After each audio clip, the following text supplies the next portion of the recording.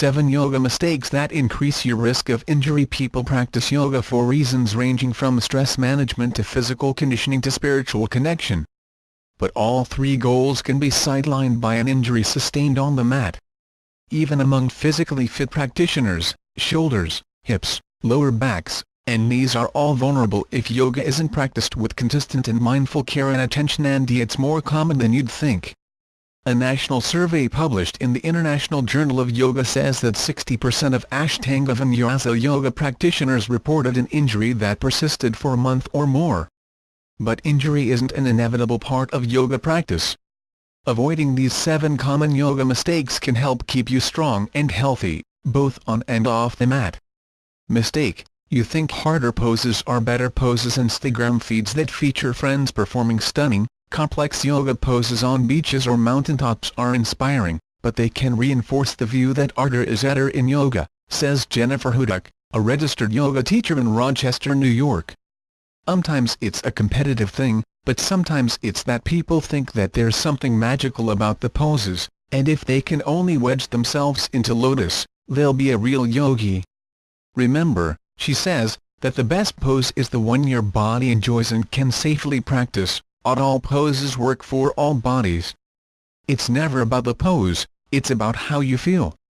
Case in point, these 6 yoga poses can make your back pain worse.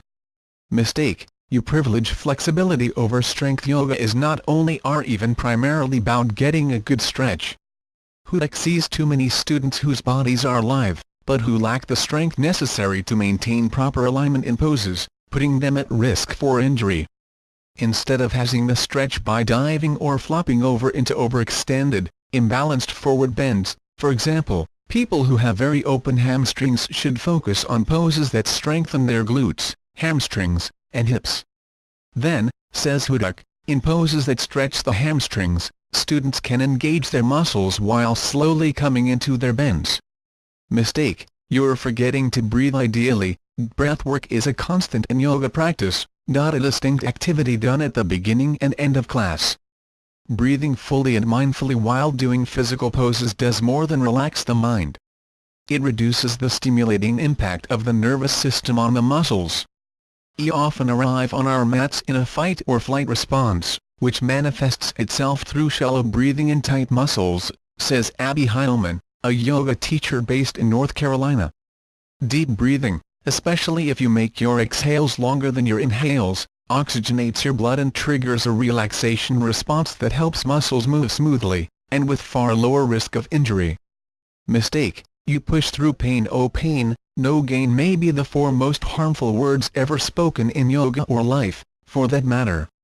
Too many of us incorrectly believe that pushing through pain makes us stronger and more flexible.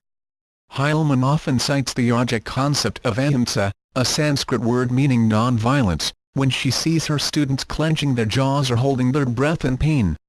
If we create suffering for ourselves, we are practicing violence, she says. So if a pose feels overly challenging in your body, Heilman urges students to speak up, ask for a prop, a modification, or an alternative way to connect with the pose without pain.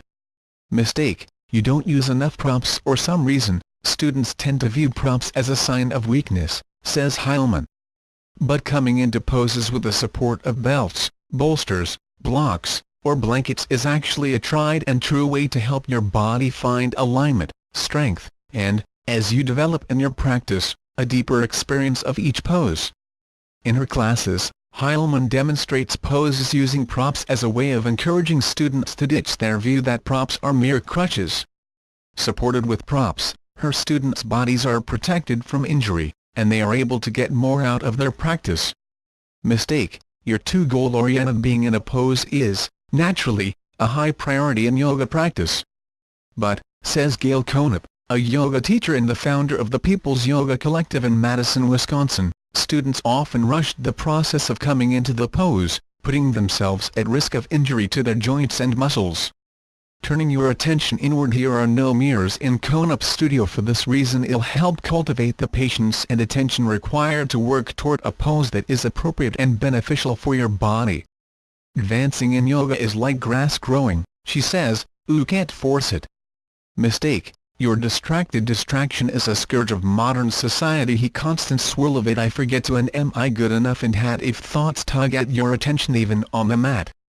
If your mind is not in sync with your body, you are more prone to injury because you're too distracted to notice your body's cues and signals. O's are just tricks to get us out of our ruminating heads, says Konop. She advises cultivating non-judgmental awareness of your distractions, gently bringing yourself back to your breath and your body whenever you notice your mind wandering.